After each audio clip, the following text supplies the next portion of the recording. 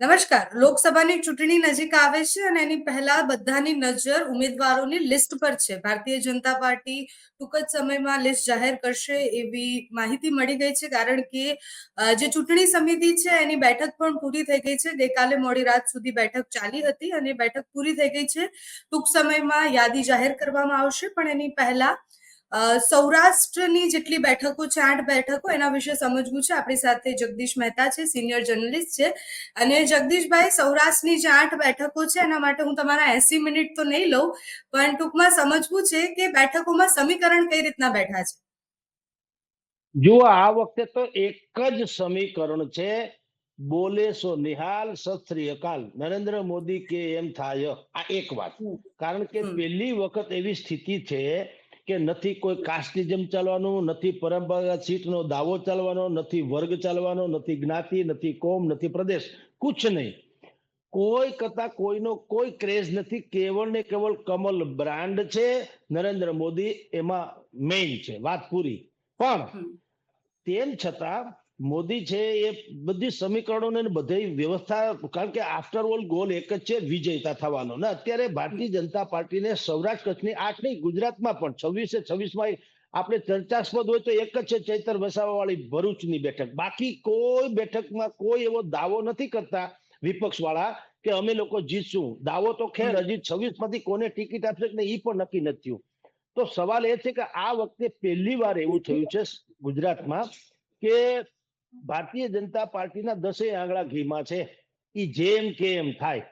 એટલે હવે અત્યારે સૌરાષ્ટ્ર કચ્છની ધારો કે 8 બેઠક છે. 8માં 2 બેઠકના નામ કન્ફર્મ જેવા છે. એક મનસુખભાઈ માંડવિયા, બીજું પરસોત્તમભાઈ રૂપાલા. અચ્છા. હા, પરસોત્તમભાઈ રૂપાલા રાજકોટ થી લડે એવી પૂર્ણ સંભાવના છે.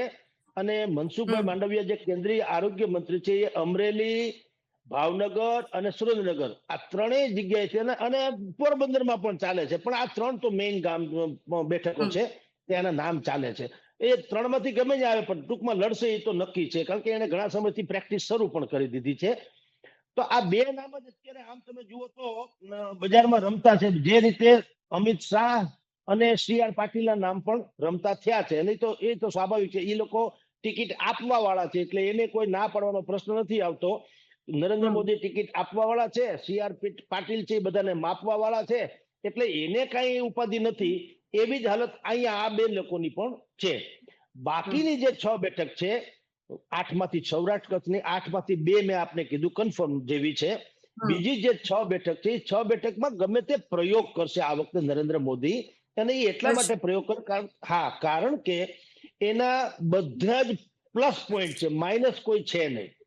અત્યારે તો એવી સ્થિતિ છે કે જેમ રામનું પગ જે છે અહલ્યા નામની પથ્થરને અડ્યો ને અહલ્યા બાઈ થઈ ગઈ, એમ ઈ ગમે ને અડે ભારતીય જનતા પાર્ટીની ટિકિટ મળે તો એ જીતી જ જાય એમ છે અત્યારની પોઝિશન પ્રમાણે. આવતીકાલે ખબર નથી કોઈ મોટો બોમ્બ ફાટે કે કોઈ બીજી હારાકીરી મચી જાય તો અલગ ઘટના છે, પણ સ્ટીલ ટુડે આજે જયારે આપણે ચર્ચા કરીએ છીએ ત્યારે તો સ્થિતિ એવી છે કે ભારતીય જનતા પાર્ટીની કોઈને ટિકિટ મળવી ઈ એને લોટરી લાગવા બરાબર છે.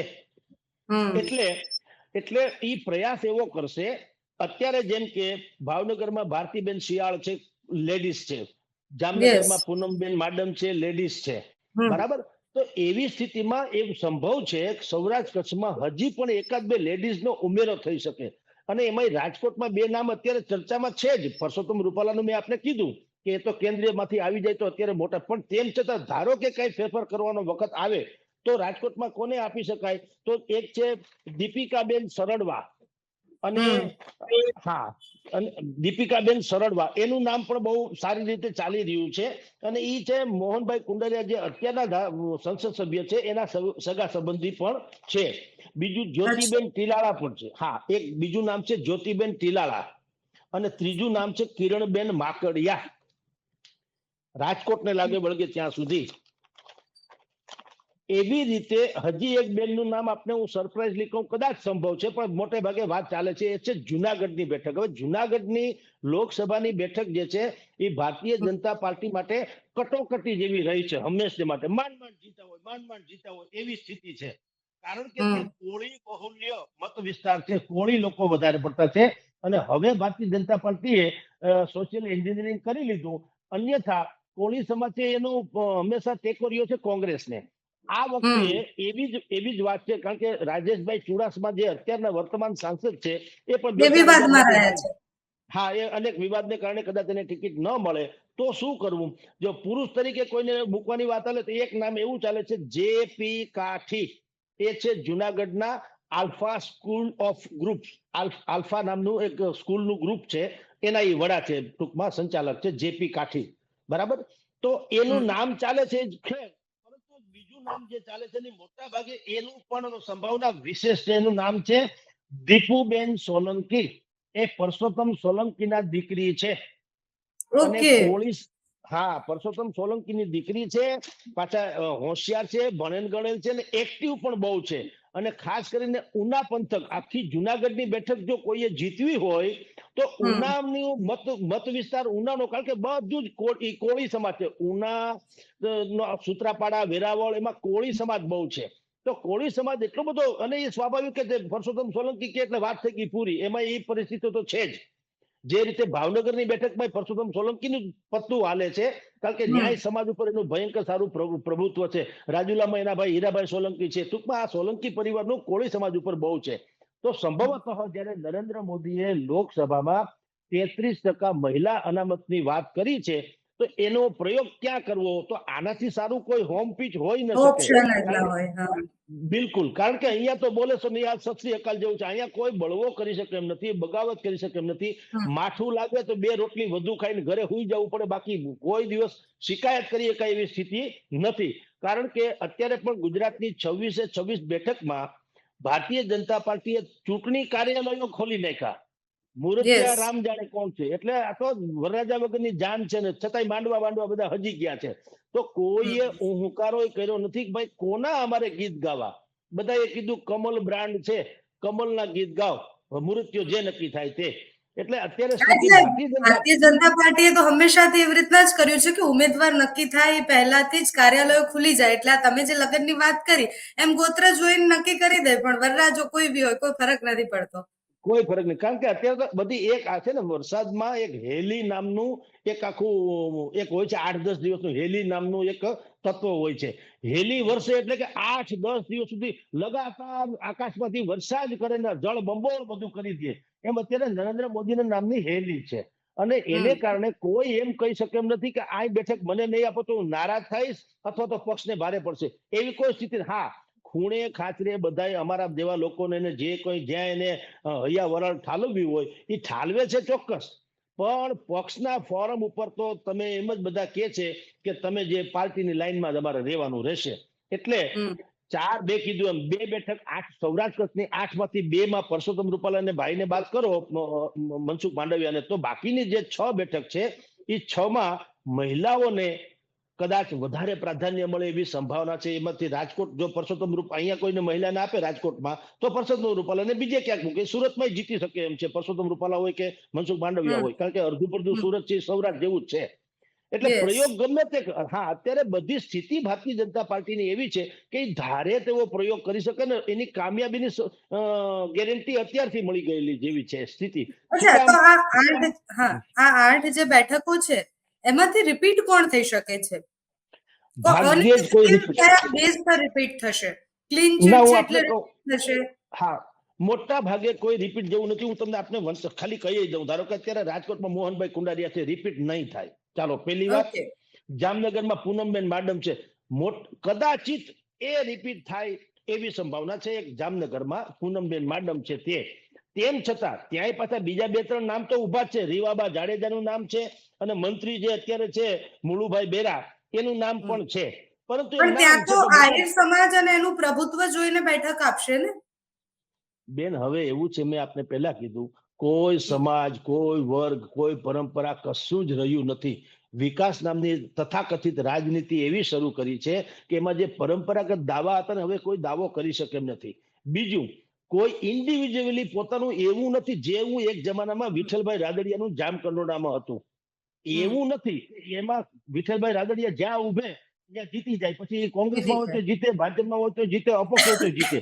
આ બધા હું જે નામ બોલું હમણાં તમને બધા 8 ના નામ બોલું છું, ત્યાં શું ચાલે છે. ત્યાં કોઈ એવું નથી કે એના સિવાય બીજા કોઈને ટિકિટ મળતો બળવો થાય કે આમ કે તેમ, કશું જ નથી. અને એ કોઈએ બહુ મોટું ઉકાળ્યું પણ નથી. હું તમને કહી દઉં, રાજકોટમાં મોહનભાઈ કુંડારિયા હવે સંસદ સભ્ય છે એ છે, પણ રાજકોટમાં કોઈ કોલર ઊંચું કરીને કહીએ કેમ નથી કે સંસદ સભ્ય હતા એટલે અમારે આ કામ થયું, નહીં તો ન થાત, એવું કઈ છે નહીં. એ ભાજપમાં છે, સંસદ સભ્ય છે, મજા કરે છે. હવે જામનગરમાં મેં તમને કીધું તેમ પૂનમ માડમ કદાચિત એ રિપીટ થાય એવી સંભાવના છે, બાકી બીજે કઈ રિપીટ સંભાવના. પોરબંદરમાં અત્યારે છે રમેશભાઈ ધડુક, બરાબર. હવે એને પોતે પણ સ્વયં ના પાડી દીધી છે કે ભાઈ મારી જગ્યાએ બીજા કોઈને મૂકવો તો મને વાંધો નથી. તો ત્યાં 2-3 નામ ચાલે છે. એમાં સૌથી આગળ નામ છે જયેશભાઈ રાદડિયાનું, જે પોરબંદરના આપણે વિઠ્ઠલભાઈ રાદડિયાના દીકરા છે અને પૂર્વ મંત્રી છે. એનું નામ સૌથી આગળ છે. અને બીજું નામ છે ભરતભાઈ બોઘરા, જે CR પાટીલની અને ભાજપની ગુડ બુકમાં છે. એનું 2-3 ઠેકાણા નામ ચાલે છે. રાજકોટમાં પણ ચાલે છે, પોરબંદરમાં ચાલે છે, અમરેલીમાં પણ ચાલે છે. શું કામ? એ ભાજપની ગુડ બુકમાં છે. ને અત્યારે જેટલા ઓપરેશન તમે હું નિહાળી રહ્યા છીએ, છાપામાં છાપીએ છીએ કે કોંગ્રેસમાંથી આટલા છૂટ્યા અને ભાજપમાં આવી ગયા, એ બધા ઓપરેશનના તેઓ શ્રી કમાન્ડર છે અત્યારે. એટલે છે એ બધા વરરાજાના. હા, બિલકુલ. એટલે એને ક્યાંક પણ સમાવેશ કરવામાં આવશે. એટલે પોરબંદરની બેઠકમાં પણ એનું નામ છે. કારણ કે આ બધી બેઠક એવી છે બેન કે એમાં એ જીતેલા જ પડ્યા, સમજી લો. કઈ પક્ષે કઈ કરવાની, કઈ ઉમેદવારે વ્યક્તિગત કઈ બહુ લાંબુ કરવાનું રહેતું નથી. સુરેન્દ્રનગર, અત્યારે સુરેન્દ્રનગરમાં તમે જુઓ, ત્યાં 2-3 નામ ચાલી રહ્યા છે. અરે હા, સુરેન્દ્રનગરમાં છે અત્યારે મહેન્દ્રભાઈ મુંજપરા, હા, મંત્રી. પણ એનું પરફોર્મન્સ કઈ ઠીક નથી અને એનું કઈ ટિકિટ મળવાનું નથી, કન્ફર્મ છે, સમજી લો. ત્યાં 2-3 નામ ચાલે છે. એમાં સૌથી મોટું નામ ભારેખમ કહી શકાય તો એવું અત્યારના કેબિનેટ મિનિસ્ટર અને કોળી સમાજ અગ્રણી એવા કુંવરજીભાઈ બાવળિયાનું નામ ચાલે છે કે એને કદાચ ત્યાં ટિકિટ આપવામાં આવે. હા, પછી જુનાગઢ મેં આપણે કહી દીધું. અમરેલીમાં અત્યારે નારાયણભાઈ કાછડિયા છે. એ મહેનત તો કરે છે કે રિપીટ થાવ એવી, પણ એ સંભાવના બહુ ઓછી છે. એના કરતા ત્યાં લેવા પટેલના અગ્રણી છે હિરેનભાઈ હિરપરા. એનું નામ અત્યારે સૌથી આગળ ચાલી રહ્યું છે. અને સંભવતઃ એ એવા કોઈ જ નવીન અથવા તો લેડીઝ, પણ મેં તમને કીધું અમરેલીમાં 2-3 નામ ચાલે છે. એમાંનું એક નામ મેં કીધું મનસુખ માંડવિયાનું પણ છે, આપણે ભાઈ ભરત બોઘરાનું પણ છે, અને ત્રીજું નામ આ હિરેનભાઈનું છે. આ 3માંથી કોઈનું સમીકરણ થશે, પણ રિપીટ નહીં થાય. જે કાછડિયા સાહેબ છે અત્યારે એ રિપીટ નહીં થાય. ભાવનગરમાં ભારતીબેન શિયાળ છે. હવે ભાવનગરની બેઠક આમ આદમી પાર્ટી અને કોંગ્રેસનું ગઠબંધન થયું છે, એટલે ઉમેશ મકવાણા એને અપાઈ ગઈ છે, બરાબર. હવે ત્યાં થોડોક પિંજણ છે. શું કે કોંગ્રેસને પણ એ મંજૂર નથી કે ઉમેશ, કારણ કે એ ધારાસભ્ય હતા. હવે તમે એક માણસને ધારાસભ્ય બનાવો, એને પાછા સંસદ સભ્ય બનાવો, કદાચ હારી જાય પાછા ધારાસભ્ય, તો બીજાનો વારો આવવો જોઈએ. એક તો એ મુશ્કેલી છે. બીજું, બોટાદ અને ભાવનગર ધારાસભ્ય અને સંસદ સભ્ય એનું મતક્ષેત્ર બહુ વિરાટ થઈ જાય. તો ઉમેશભાઈ મકવાણા જે છે એનું કઈ એટલો બધો ઓરા નથી કે આખા જિલ્લામાં ઉપડે એવું ન હોય. એ બોટાદ પૂરતા બરાબર છે, પણ સંસદની ચૂંટણીને લાગે વળગે ત્યાં સુધી એટલા બધા લોકપ્રિય ન હોઈ શકે કે બધા એને ઓવરણા લે. ત્રીજી વાત કે અત્યારે ઇન્દ્રવિજયસિંહ ગોહિલ અને શક્તિસિંહ ગોહિલ કોંગ્રેસના પ્રદેશના સૌથી મોટામાં મોટા 2 નેતા. હવે એ પોતાના જ મતક્ષેત્રમાં પોતાને ઈચ્છા હોય એવી કોઈને ટિકિટ અપાવી ન શકે. આનાથી મોટી હારાકીરી બીજી કઈ હોઈ શકે? હું અમારા છાપામાં તંત્રી છું અને મારી ઈચ્છા મુજબ અવસાન નોંધાઈ છપાવી ન શકતો હું, તો આ તો બહુ ગજબ કહેવાય ને. બીજો કોઈ આર્ટિકલ તો જવા દો, પણ હું અવસાન નોંધાઈ મારા છાપામાં ન છપાવી શકતો હું, આ એના જેવી વાત છે. કે બંને શીર્ષ નેતૃત્વ છે કોંગ્રેસનું, અને તેમ છતાં એને ત્યાં એને આમ આદમી પાર્ટીના ઉમેદવારના ટૂંકમાં વરરાજાને બદલે અણવરને એને ટબુડીથી વખાણવા પડે એમ છે. હવે આ સ્થિતિ પર કોઈને ગળે ઉતરે એવી નથી.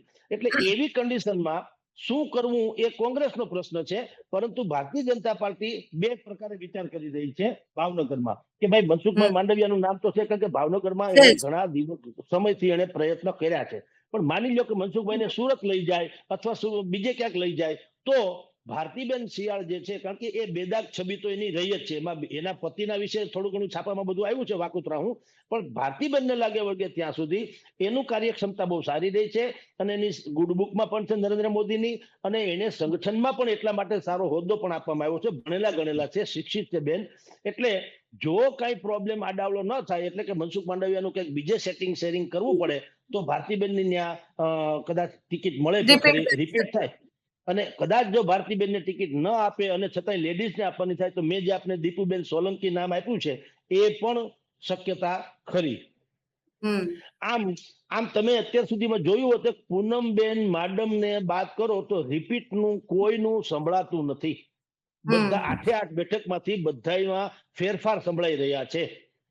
એક પૂનમબેન નું એ હમણાં, કારણ કે અત્યારે ત્યાં ચાલે છે જલસો જામનગરમાં ભાઈના અનંત અંબાણીના લગ્નનો, અને જામનગરના પોલિટિક્સમાં રિલાયન્સનો બહુ મોટો હિસ્સો હોય છે.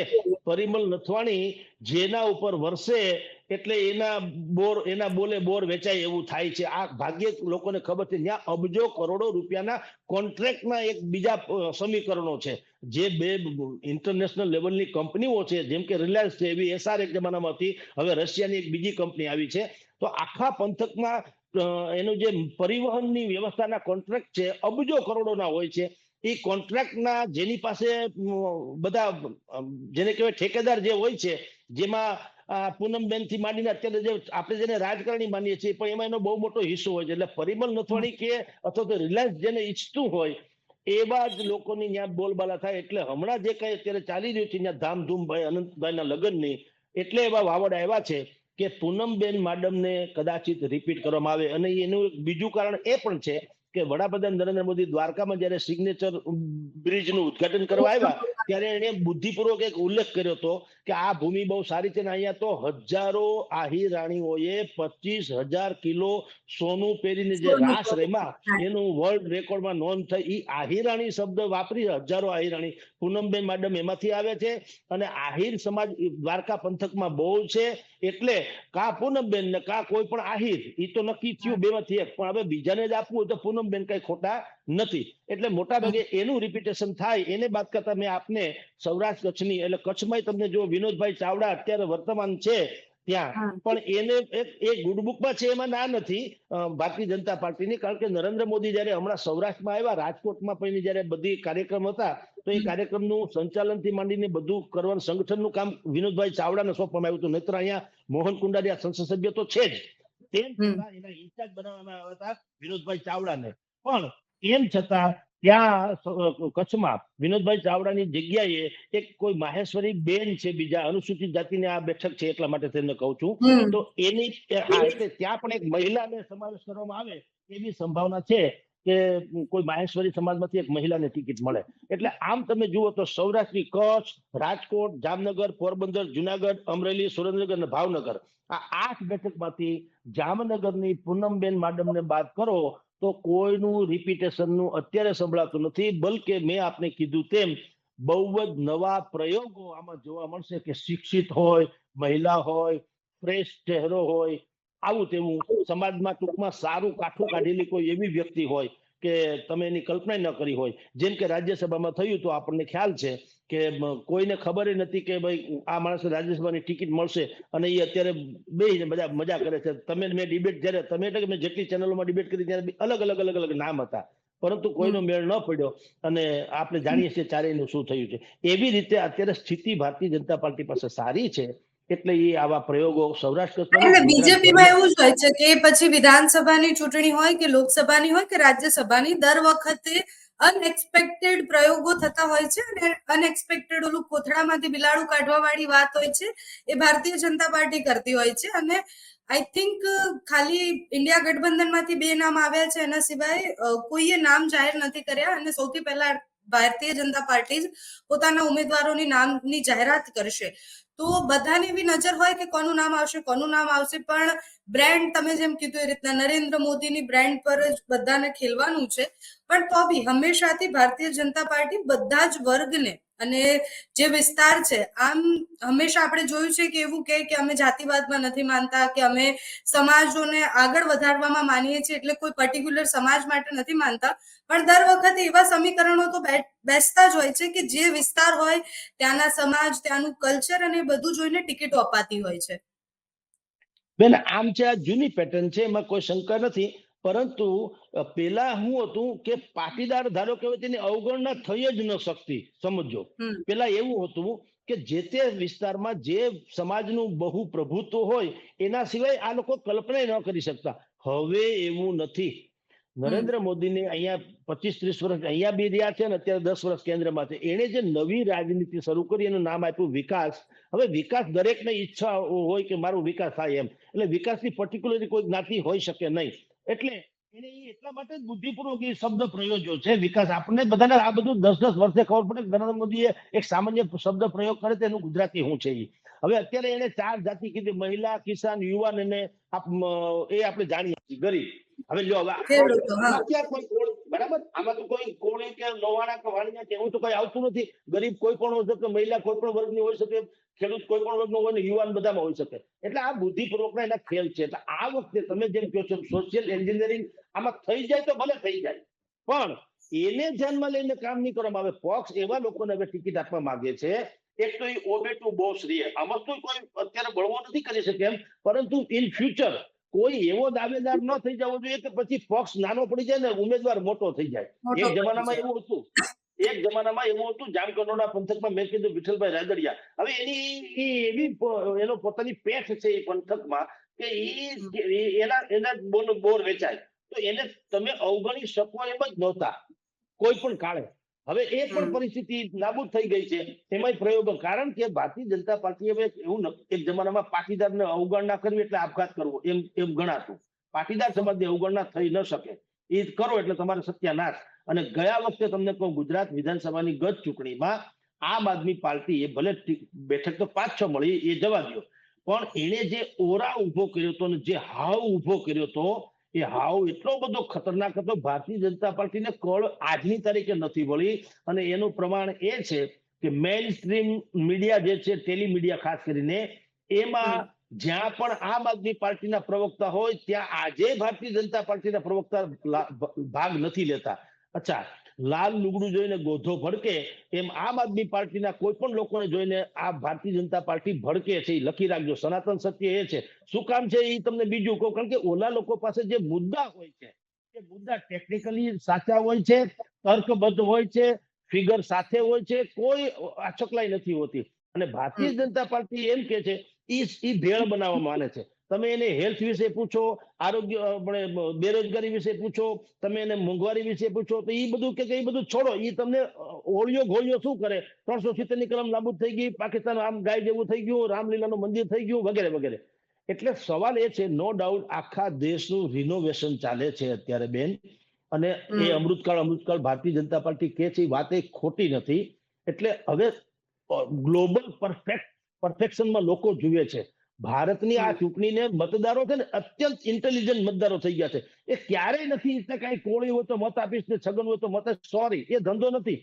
મોબાઈલ જે વોટ્સઅપ યુનિવર્સિટીએ એટલા બધા લોકોને પીએચડી બનાવી દીધા છે કે બધા સમજે છે કે દેશનું સર્વાંગી હિત શેમાં છે. કારણ કે સ્થિર શાસનનું હોવું અત્યારે અત્યંત જરૂરી છે. સ્થિર શાસન અને વિઝનરી શાસન, આ બે પ્રકારના શાસક અત્યારની જરૂર છે. તો બંને આપણે અત્યારે જાણીએ છીએ compare to other politics party કે ભારતીય જનતા પાર્ટી પાસે આ બંને વસ્તુ છે.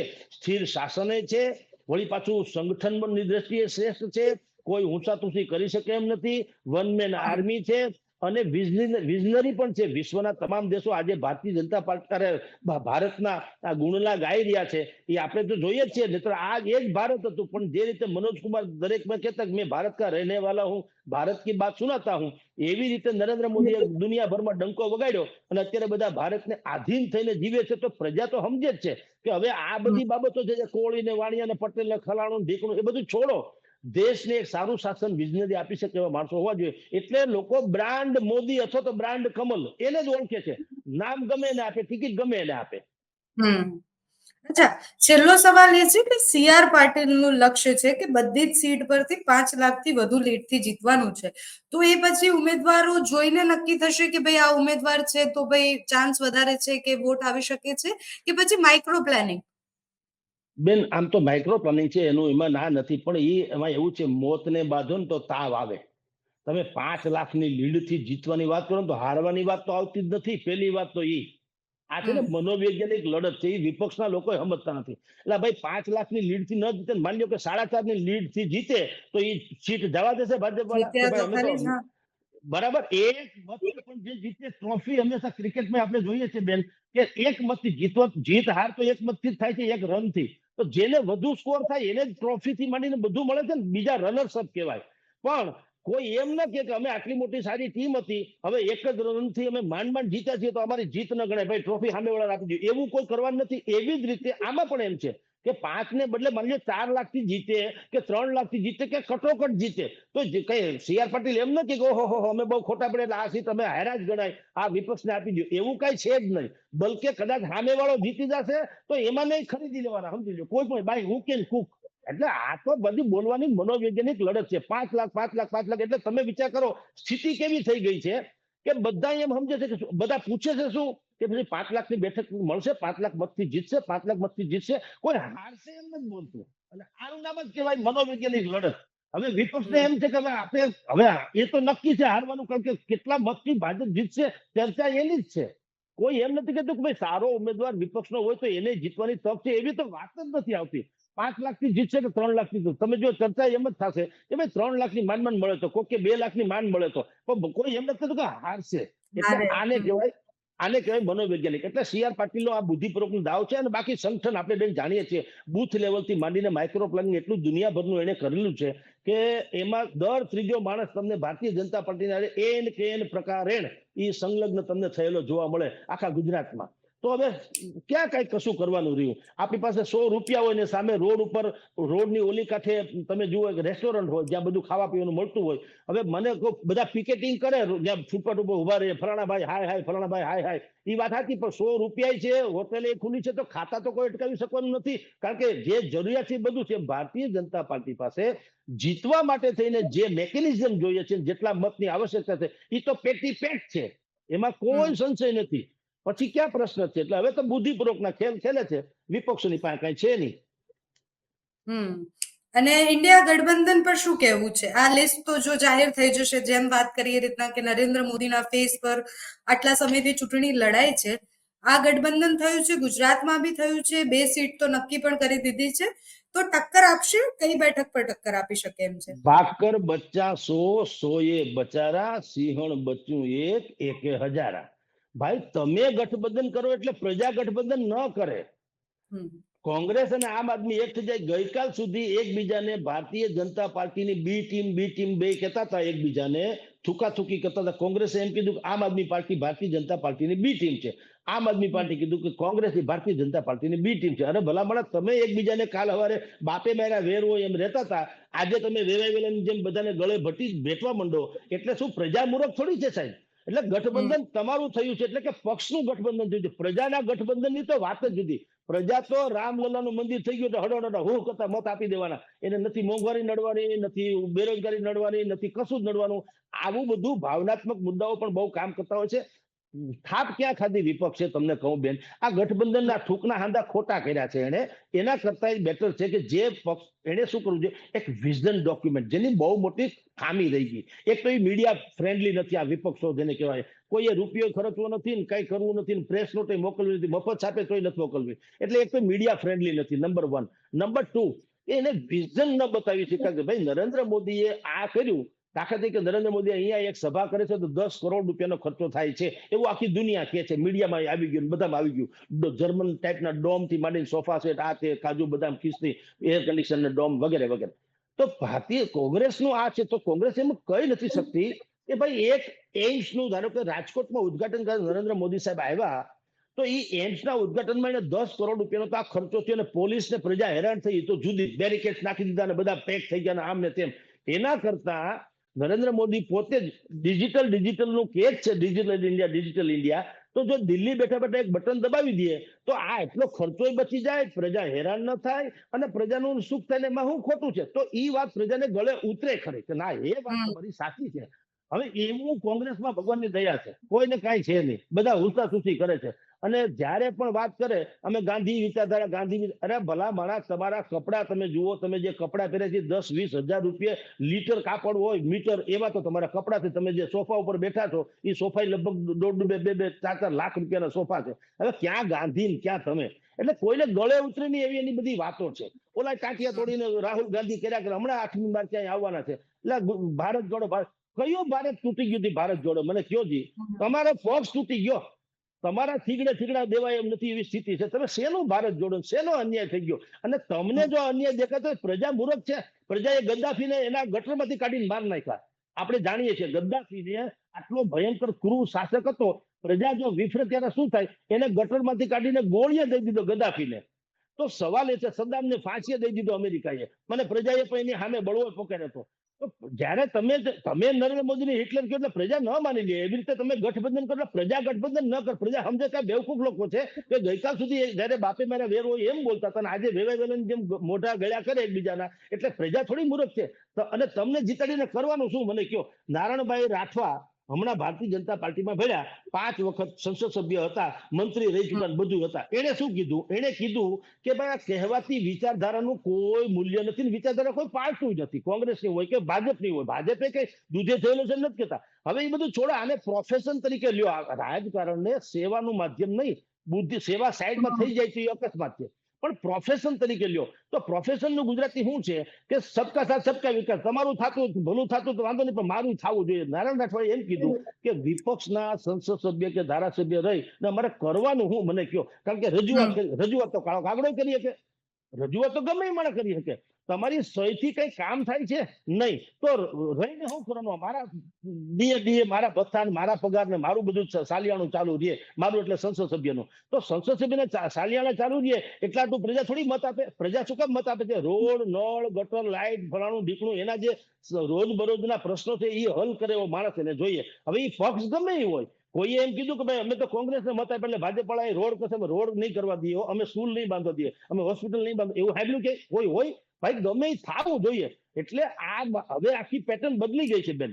રાજનીતિને પક્ષાપક્ષીથી દૂર હવે થવા માંડ્યું છે. લોકો જો વાંચતે નારાયણ રાઠવા થયા તો બળવો ન થવો જોઈએ. નહીં તો પ્રજાએ જો પ્રજા વિચારધારાને કોંગ્રેસની કે વળેલી હોત તો એ બળવો ન કરે કે નારાયણ રાઠવા આવે એટલી વાત છે, કેમ અમારી વિચારધારા વિરુદ્ધ. બલકે ઢોલ ત્રાહા લઈને હવે હમુકા વધાર્યા. સવાલ એ છે પ્રજાને એના કામથી મતલબ છે અને નેતાઓને મતથી મતલબ છે. સમજી લો, સત્તાથી મતલબ છે. આ સીધી વાત છે.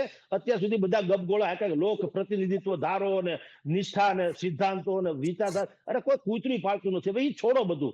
જે હોય તમે તક મળે એટલું લઈ લ્યો, થાય એટલું ભલું કરી લ્યો. આ જ વાત છે. એટલે કોંગ્રેસનું કોઈ મેળ પડે એમ લાગતું નથી બેન. એટલે ઇન્ડિયા ગઠબંધન થયા પછી પણ ઘણા બધા પ્રશ્નો જ છે, જે તો એની પહેલા પણ પ્રશ્નો હતા.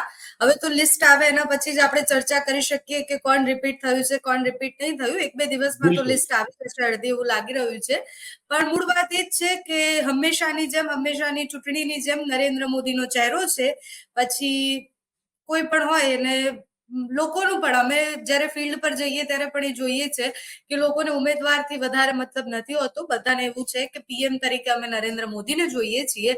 એટલે હવે નરેન્દ્ર મોદી અને જેટલા પણ લોકો છે એ બધા ભેગા મળીને શું નક્કી કરે છે, કોને રિપીટ કરે છે, કયા સમીકરણોથી રિપીટ થાય છે, એ બધાની ચર્ચા આપણે બાકી રહી. અત્યારે તમે અમારી સાથે જોડાયા બદલ થેન્ક યુ.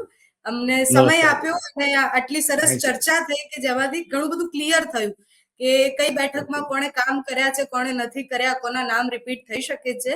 હવે જોઈએ તમે જેમ કીધું એમ કેટલાના નામ રિપીટ થાય છે, કેટલાના નથી થતા. મહિલાઓ વાળું જે સમીકરણ છે એ બેસાડે છે કે પછી સમાજ વાળું સમીકરણ બેસાડે છે. જે બી સમીકરણ બેસાડે એ બધું જોવાનું છે. કારણ કે નરેન્દ્ર મોદીને છે ને બેન, પેલા કોથળામાંથી બિલાડું તો કાઢવાની જૂની ટેવ હતી. હવે બિલાડું નહીં, હવે કોથળામાંથી બિલાડું નહીં, કૂતરા, મીંદડા, સસલા, ફલાણું બધું કાઢી શકે છે. એટલે એ તમારે બધું જ નવું જ થવાનું, કાંઈ પણ થશે બેન. હા, થેન્ક યુ જગદીશભાઈ.